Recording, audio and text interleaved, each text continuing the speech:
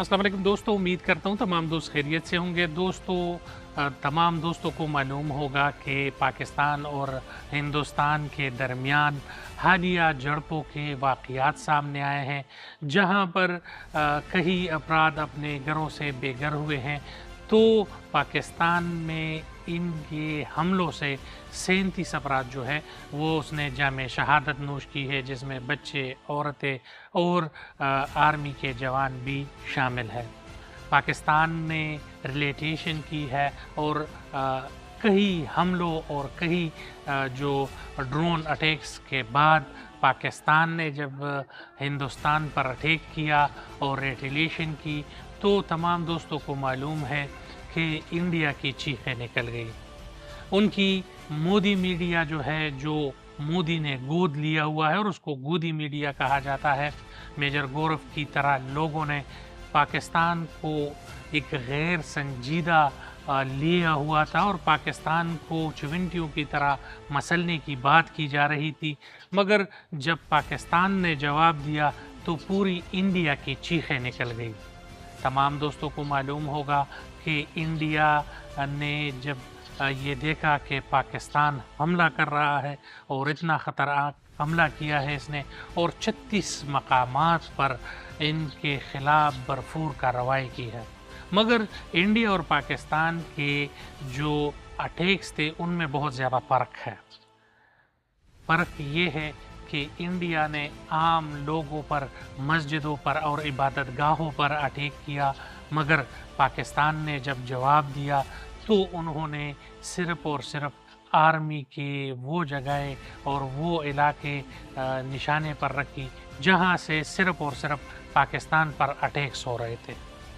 इसी वजह से अगर देखा जाए तो पाकिस्तान ने एक ख़तरनाक अटैक किया और उस अटैक में आप तमाम दोस्तों को मालूम होगा कि बहुत जल्द जो है वो लोग पीछे हटने पर मजबूर हुए। इसके बाद जब अमेरिका को इसमें इन्वॉल्व किया गया तो अमेरिका को कई तरफ से इन्वॉल्व किया गया।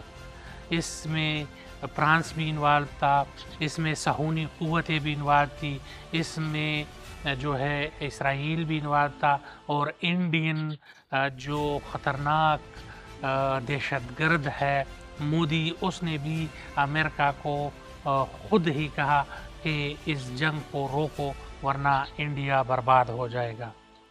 फ्रांस का ये मकसद था कि हमारे जहाज़ जो है वो दिन ब दिन गिर रहे हैं और इनके नालायक जो पायलट्स हैं उनकी वजह से गिर रहे हैं, तो अगर ये जंग रुक गया तो हमारी कंपनी की बदनामी कम होगी। इसी तरीके से सहूनी ताकतों ने इसलिए कहा कि एक मुसलमान मुल्क ख़तरनाक होकर दुनिया के नक्शे पर उभर रहा है, और ऐसा मुल्क जो कि किसी को ना अपना हक छोड़ता है और जब वार करता है तो बहुत ख़तरनाक करता है। तो ये तमाम इस्लामी ममालिक के लिए हीरो बन रहा था ये मुल्क, तो इस वजह से भी सहूनी क़ुव्वतों ने कहा कि इनको रोको।